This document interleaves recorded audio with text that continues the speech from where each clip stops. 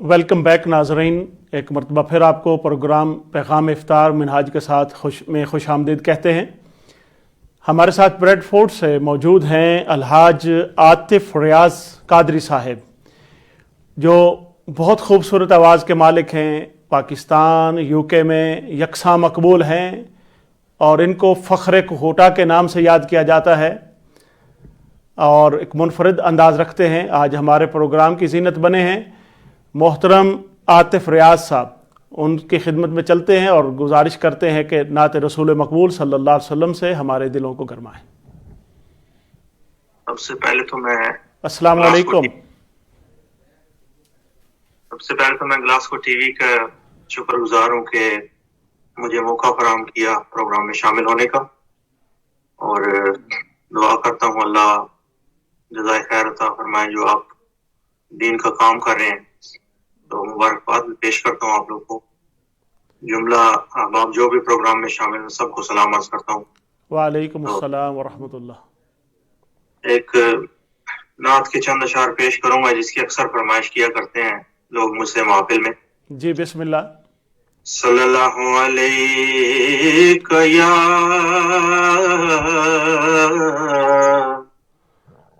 یا رسول اللہ وسلم علیک یا حبیب اللہ۔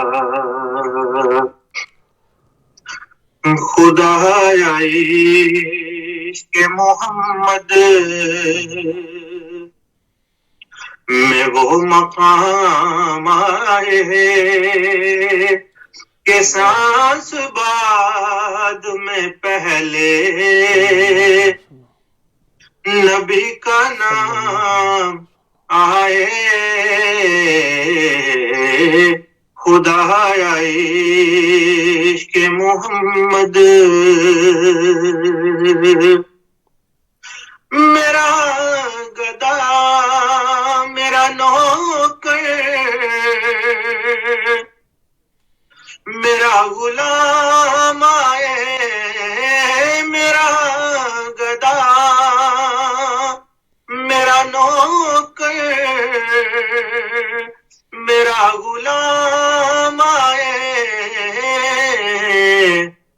خدا کرے کہ مدینے سے یہ پیام آئے،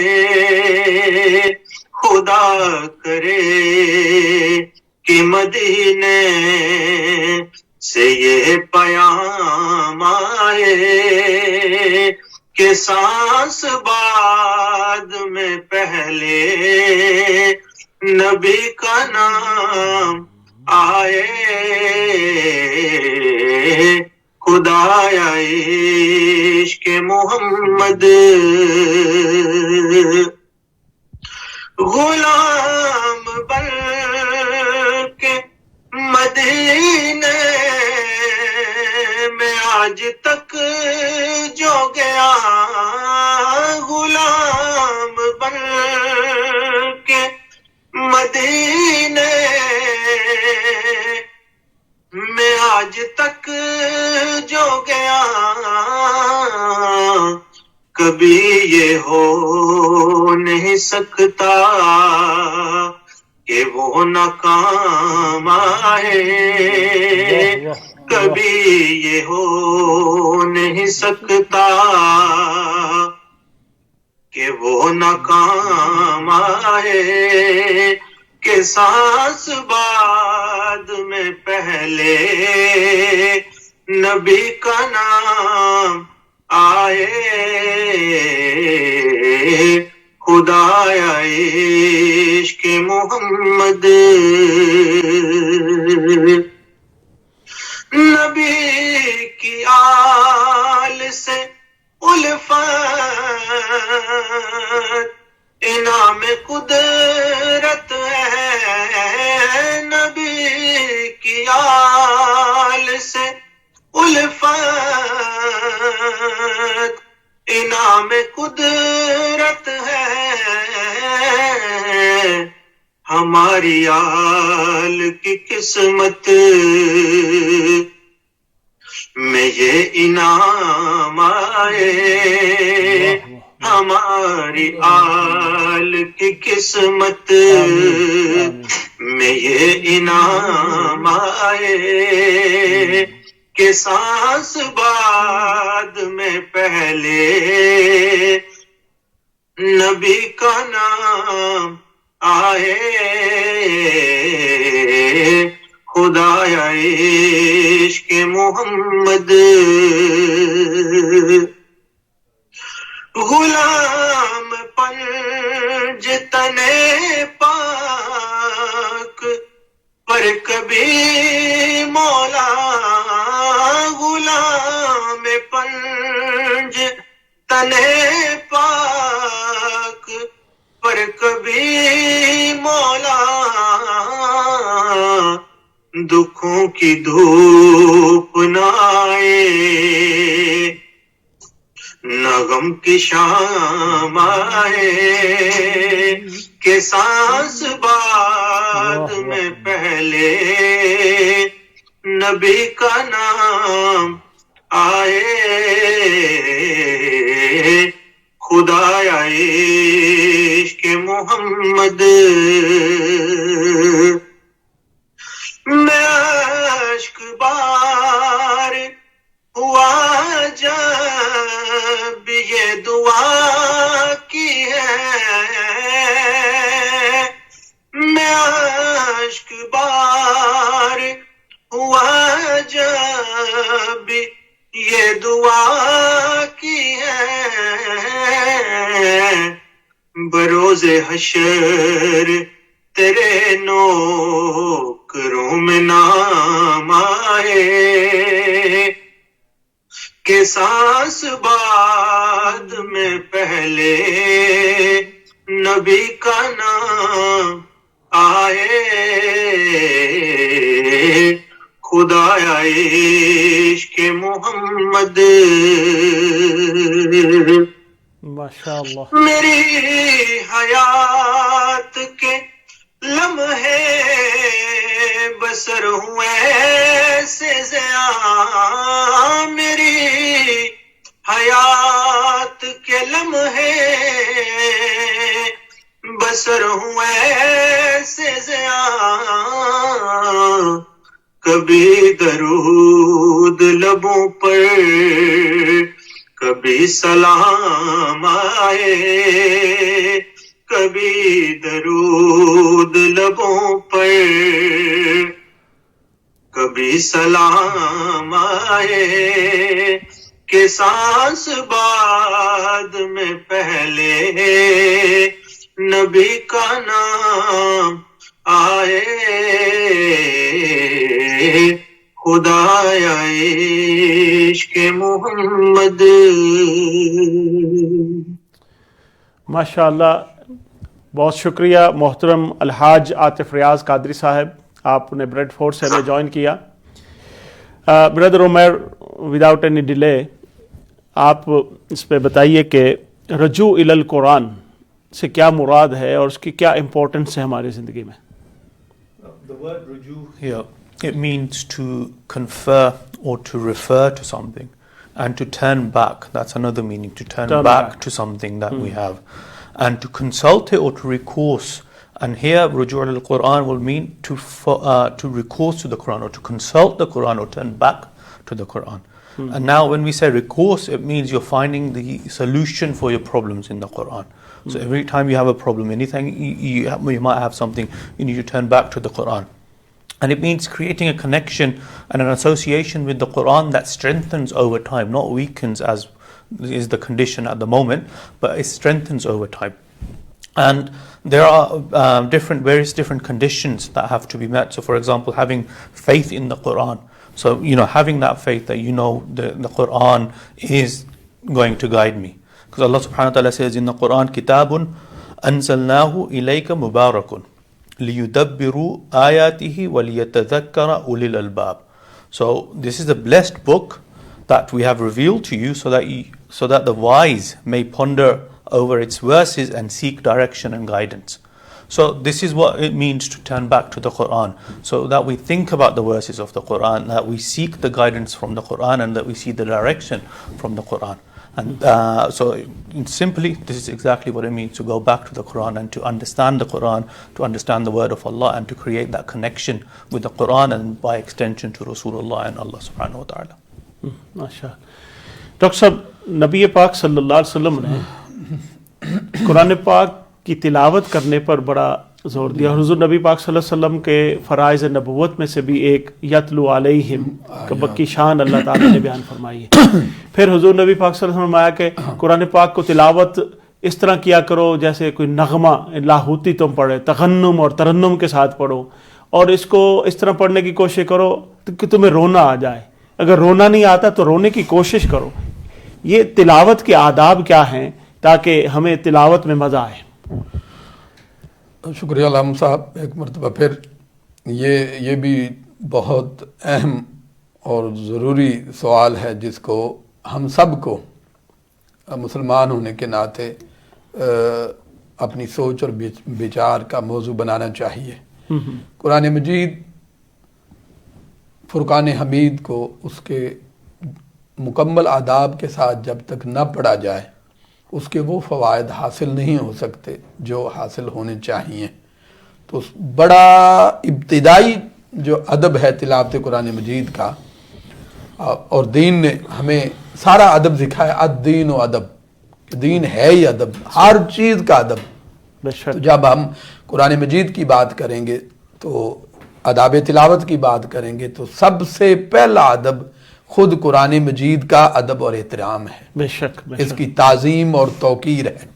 بے شک کہ قرآن مجید یہ عام کتاب نہیں ہے, کسی انسان کی لکھی ہوئی کتاب نہیں ہے. یہ ہمارے خالق اور مالک کا ہمارے نام بھیجا ہوا پیغام ہے, خط ہے. یہ اس کا کلام ہے, اس کا کلام ہے, اور کلام صفت ہوتی ہے. بے شک. تو قرآن کا ادب کرنا در حقیقت خدا کا ادب کرنا ہے. قرآن کی تعظیم کرنا در حقیقت خدا کی تعظیم کرنا ہے. تو اللہ تعالیٰ نے قرآن مجید کے اندر ارشاد فرمایا ان الصفا والمروہ من شعائر اللہ, کہ جو صفا اور مروہ اللہ کی نشانیاں ہیں, دو پہاڑیاں ہیں, ان کی جو بھی نسبتیں ہوں, لیکن فرمایا اس کا ٹائم نہیں کہ اس پہ تفصیل سے بات کی جائے, تو فرمایا کہ صفا اور مروہ اللہ کی نشانیاں ہیں. اور پھر ارشاد فرمایا وَمَن يُعَظِّمْ شَعَائِرَ اللَّهِ فَإِنَّهَا مِن تَقْوَى الْقُلُوبِ, کہ جو کوئی بھی اللہ کی نشانیوں کی تعظیم کرے گا اس کو تقوی قلوب حاصل ہوگا. یہ دلوں کے تقوی اور پرہیزگاری کا باعث ہے. تو جو وہ خارجی چیز جس کا براہ راست اللہ تعالیٰ کے ساتھ تعلق نہیں ہے وہ اللہ کی نشانی بنے اور اس کی تعظیم کرنے سے تقوی حاصل ہو, تو قرآن تو خود خدا کا کلام بھی ہے اور خدا کی صفت بھی ہے. تو اس کا ادب اور احترام, میں زیادہ فوکس کر رہا ہوں قرآن کا ادب, احترام اور تعظیم. بے شک قرآن مجید کا بطور کتاب ادب, تعظیم اور توقیر بھی تقوی عطا کرتی ہے. اس لیے ہم انفارچونیٹلی ہمارا یہ رویہ بن گیا ہے تو ہم اس کو بھی ایک عام کتاب سمجھتے ہیں, اس کو وہ ادب اور تعظیم نہیں دیتے. جو ڈیلنگ ہے ہماری عام کتابوں جیسی, مطلب کہ ایک ہاتھ میں پکڑ کیسے چلے جا رہے ہیں, ہمارے آگے رکھ دیا, پیچھے رکھ دیا, توجہ نہیں دی. بچے پڑھنے آتے ہیں, ماں باپ کو یہ چیز ذہن میں رکھنی چاہیے کہ ان کو قرآن پاک پکڑ کے بیگ میں ڈالا, پیچھے ڈالا لیا. یا مسجدوں میں بھی بے شمار لوگ اب یہ رواج ہے, مطلب ہے کہ ویسے پڑھ کے تو وہیں نیچے رکھ دیا. اس لیے میں نے اس کو بنیادی طور پر اس کو فوکس کیا ہے. باقی کئی آداب ہم سارے جانتے ہیں, لیکن اس پہ میں نے فوکس کیا ہے کہ قرآن میں پہلا تقاضا, تلاوت کا پہلا تقاضا کلام الہی کا ادب اور احترام ہے. جب ادب اور احترام ہی نہیں ہوگا تو فیض کیا, تو فیض نہیں ملے گا. کیونکہ اللہ تعالیٰ خود فرما رہا ہے تعظیم کے اندر دلوں کا تقوی ہے. تعظیم کے اندر فَإِنَّا مِن تَقْوَى الْقُلُوبِ فَمَن يُعَظِّمْ, تعظیم کی بات کی. یہی بات سرکار کے لیے بھی فرمائی اولئک الذین امتحن اللہ قلوبہم للتقوی, جو تعظیم رسول کرے. ہاں, تو ادب کے اندر تقوی ہے, ادب کے اندر پرہیزگاری ہے. تو پہلا ادب قرآن مجید کا قرآن مجید کی تعظیم اور توقیر ہے, اس کا ادب پیار کے ساتھ اس کو پکڑنا، ادب کے ساتھ اس کو ہینڈل کرنا، ادب کے ساتھ اٹھانا، ادب کے ساتھ پڑھنا اور ادب کے ساتھ رکھنا. تو یہ تعظیم، پہلا ادب.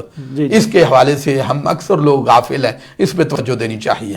اور اس کی بات کی، اور اس کے بعد فرمایا اس کا دوسرا ادب یہ ہے کہ اس کو ہاتھ بھی وہ نہ لگائے جو پاک نہیں ہے. یعنی تقوی اور طہارت باطنی بھی اور ظاہری، وضو اور طہارت کے ساتھ قرآن مجید کو ٹچ کرنا. قرآن کا حکم ہے لا یمسہ الا مطہرون، تو کوئی بھی شخص اس کو وہ ہاتھ نہ لگائے جو پاک نہیں ہے، طہارت نہیں ہے تو وضو ہے. تیسرا، پھر جب اس کی تلاوت کرنے لگیں تو پھر اللہ تعالیٰ کی بارگاہ میں شیطان سے پناہ چاہے. فَإِذَا قَرَأْتَ الْقُرْآنَ فَاسْتَعِذْ بِاللَّهِ مِنَ الشَّيْطَانِ الرَّجِيمِ، تعوذ پڑھے تاکہ قرآن مجید کا فیض ملنا شروع ہو جائے. تو تلاوت سے پہلے شیطان سے پناہ مانگنا. اب اس کو کوئی نہ کوئی چیز تو ہے کہ خود خدا حکم فرما رہا ہے کہ اگر تعوذ کے بغیر پناہ مانگے بغیر شیطان کی پڑھے تو پھر مطلوبہ نتائج پیدا نہیں ہوں گے.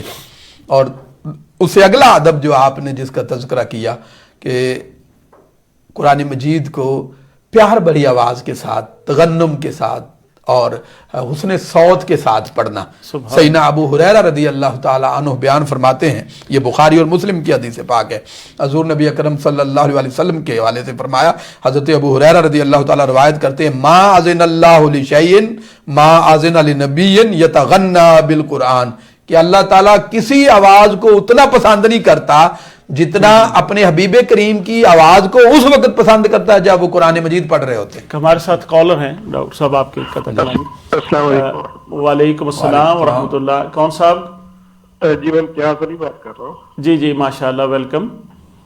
جی میں نے پوچھنا یہ تھا، جیسے ڈاکٹر رفیق حبیب صاحب بیان فرما رہے ہیں کہ تلاوت کلام مجید کے آداب، کہ وضو کرنا اور باقی چیزیں، مجھے یہ پوچھنا تھا کہ یہ چیزیں تو تب آئیں گی اگر ہم پہلے اس کو پڑھنے کے لیے تیار ہوں، کہ کیونکہ آج کل جیسے ہم سب کو پتا ہے کہ کتاب کی ریڈنگ یا کتاب بینی جو ہے وہ تو عادت بالکل تقریباً ختم ہو چکی ہیں.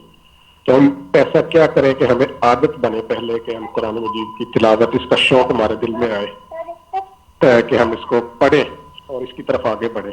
اور دوسرا یہ پوچھنا تھا کہ کیا ہمارے لیے اتنا ہی پھر کافی ہو جاتا ہے کہ ہم قرآن مجید ایک دفعہ پڑھ لیں یا پڑھا لیں، جیسا کہ بچوں کو بھی ہوتا ہے کہ ہم مساجد میں لے جاتے ایک دفعہ قرآن مجید پڑھ لیا تو ہم سمجھتے ہیں کہ ساری زندگی کی ہماری ذمہ داری ختم ہوئی، اس کے بعد نہ تو بچے شاید قرآن تک کھولتے ہیں یا نہیں کھولتے، وہ اللہ کے پڑھ جانے. یہ دو چیزیں میں نے پوچھی تھی. جی ہاں، بہت شکریہ امتیاز صاحب. یہ ڈاکٹر صاحب امتیاز صاحب نے بڑی اہم چیز کی طرف اشارہ کیا. ایک چیز تو انہوں نے بتائی، دو چیزیں پوچھی ہیں. ایک انہوں نے بتایا کہ پہلے یہ ہے جو آپ آداب بتا رہے ہیں، پہلے ہم مینٹلی طور پر پڑھنے کے لیے تو تیار ہوں. یہ ناظرین کے لیے ہے، یہ بڑا ہمیں جھنجھوڑنے کے لیے ایک جملہ ہے کہ ہم پہلے پڑھنے کے لیے تیار ہوں تو پھر آداب کا کوشچن آئے گا. اور پھر دوسری ہمارے ذہن میں یہ ہے کہ ہم بچوں کو قرآن پاک پڑھنے کے لیے بھیجتے ہیں تو بس ایک دفعہ بچہ، اور اس میں بھی پوش کر رہے ہوتے ہیں ٹیچرز کو جلدی جلدی اس کو قرآن پڑھو، پوری اسلام کی ڈگری اس کو مل جاتی ہے، بس اس کے بعد اس کو پڑھنے کی ضرورت نہیں ہے. اس پر بھی آپ اظہار خیال فرمائیے. دیکھیں اسی کو پہلے اسی کو کر لیتے ہیں.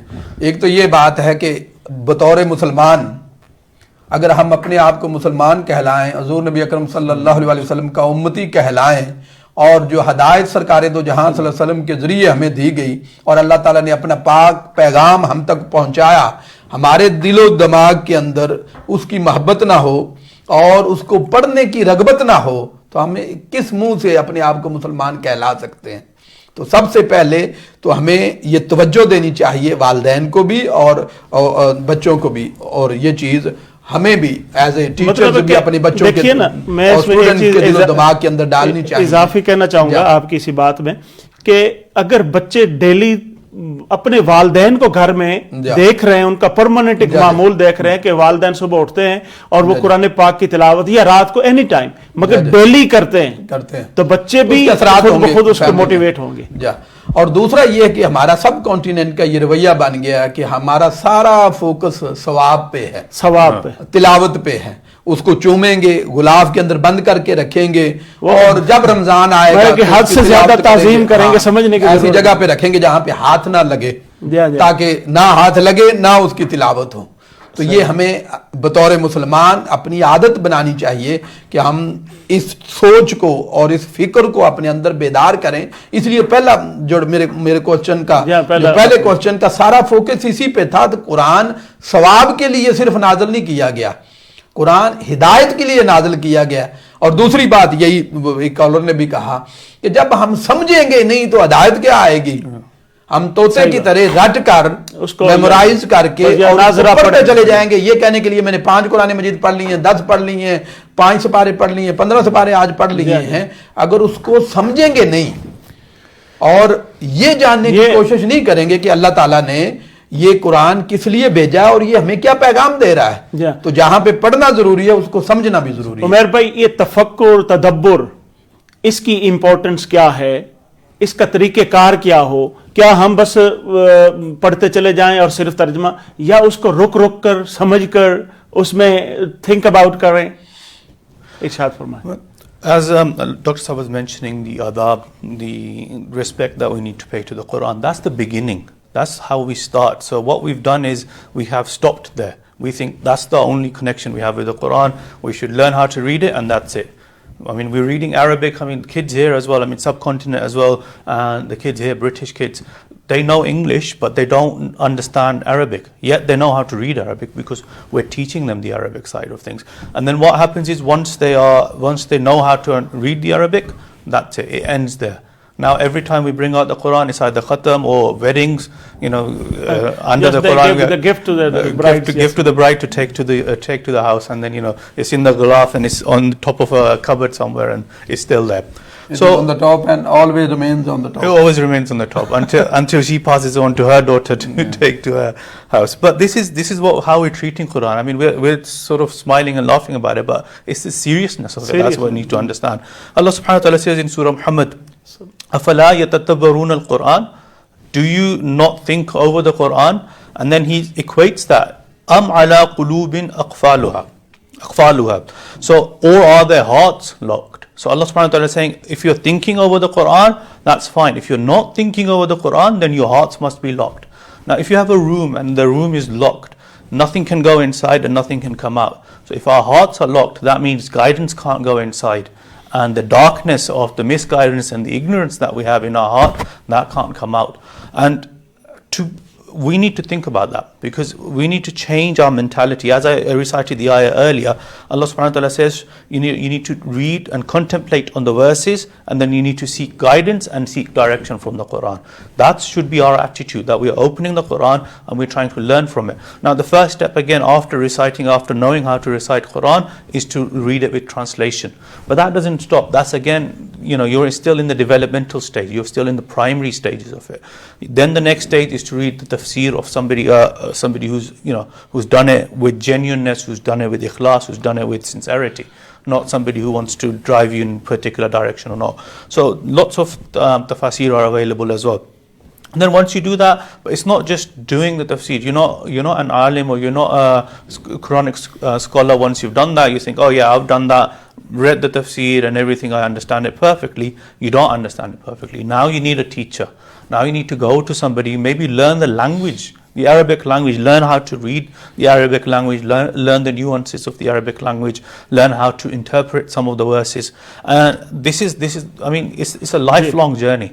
You're not here. It's a lifelong journey. I'm not saying that you're going to do that in 2 years, 3 years, 4 years. No, I mean, scholars who are researching into the Quran, they've spent their life in the Quran and they still haven't scratched the surface of it, because the Quran is a dynamic book from Allah subhanahu wa ta'ala. Every single generation will get guidance from it. So we can't, by the definition of the Quran, we can't actually learn the Quran by heart or learn the Quran, learn all the secrets of the Quran. Umar Farooq says, I took 12 years to finish and to understand Surah Baqarah, just Surah Baqarah. 12 years. 12 years.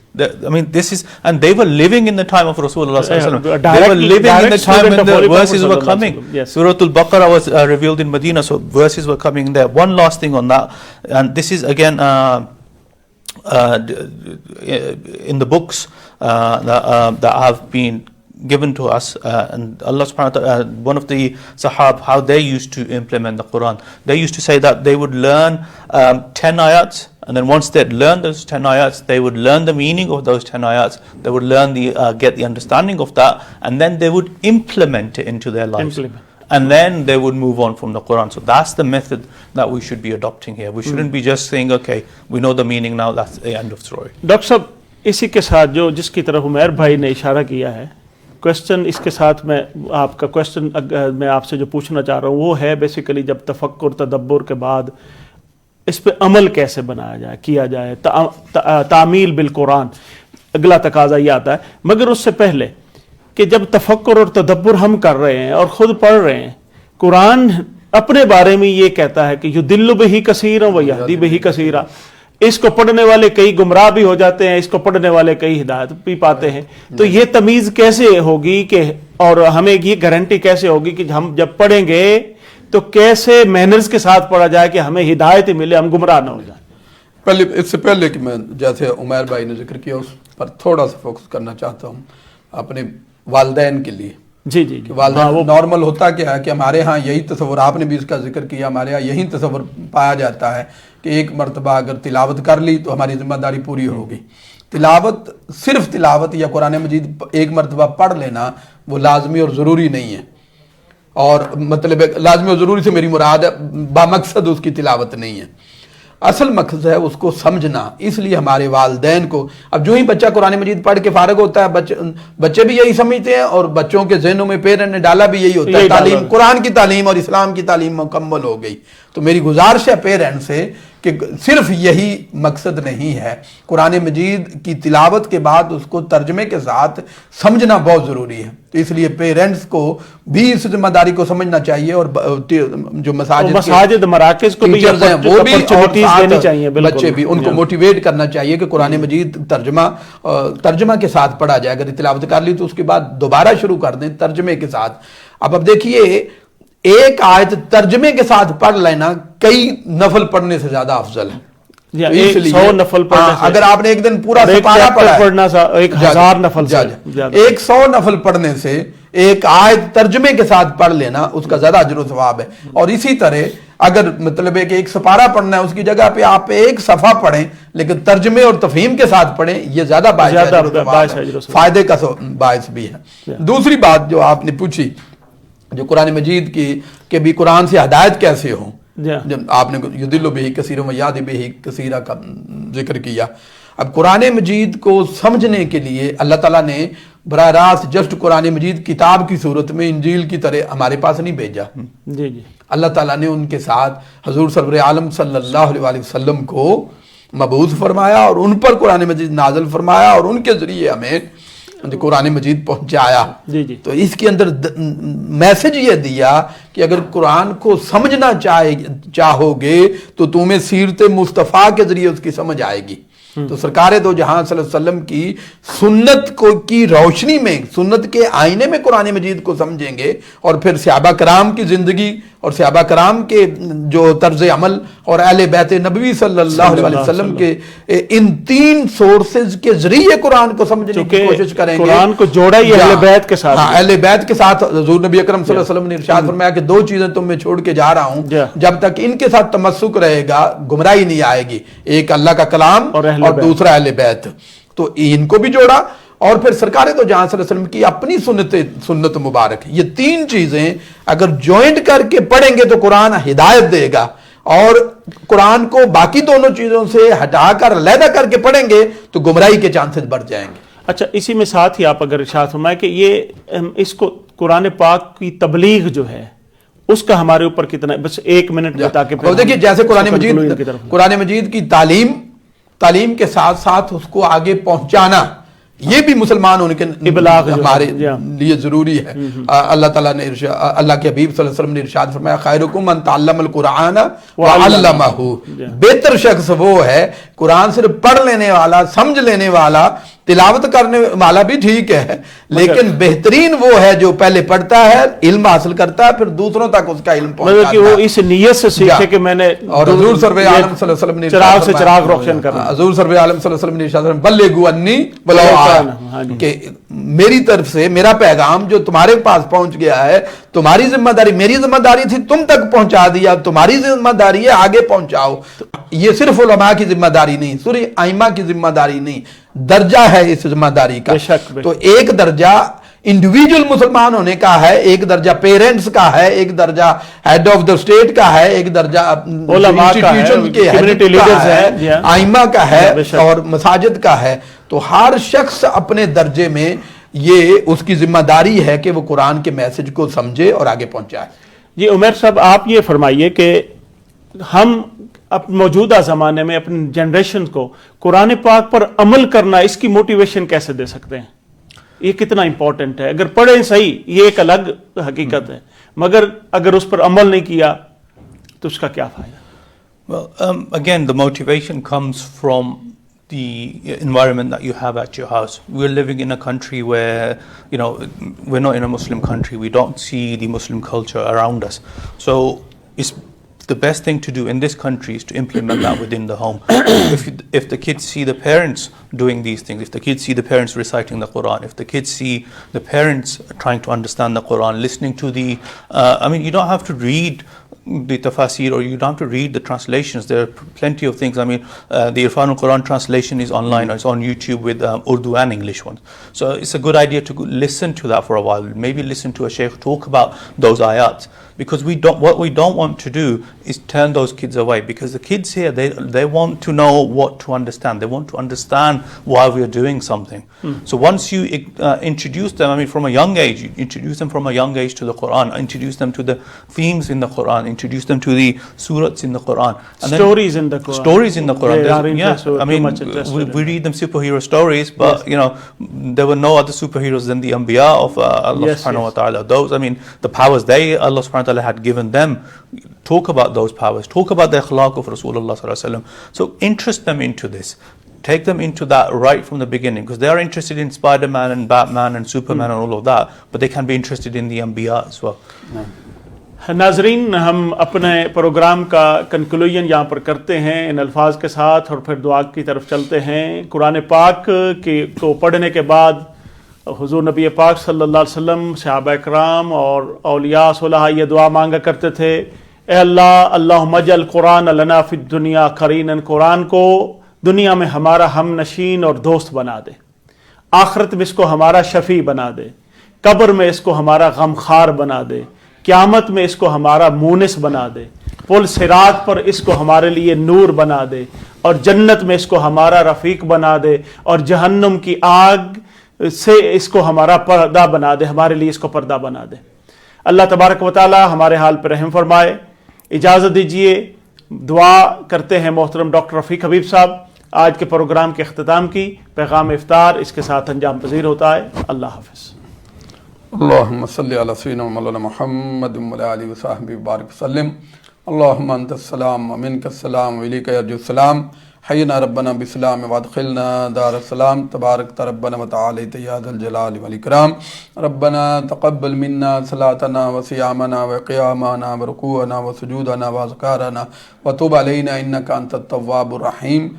باری تعالیٰ ہمارے آج کے روزے کو اپنی بارگاہ میں شرف قبولیت عطا فرما، اس میں جو کمی کوتاہی نقص رہ گئے صرف نظر فرما، اور اس روزے کا مقصد ہمیں حاصل کرنے کی توفیق عطا فرما۔ حضور نبی اکرم صلی اللہ علیہ وسلم کی پوری امت کے حال پر فضل و کرم فرما، بیماروں کو شفا عطا فرما، جن کی جائز خواہشات ہیں ان کو پورا فرما، جو فوت شدگان ہیں مولا انہیں جنت الفردوس میں اعلیٰ مقام عطا فرما، رمضان المبارک کی برکتوں سے مالا مال فرما۔ صلی اللہ تعالی علی خیر خلقہ محمد وعلی آلہ وصحبہ وبارک وسلم۔ لا الہ الا اللہ۔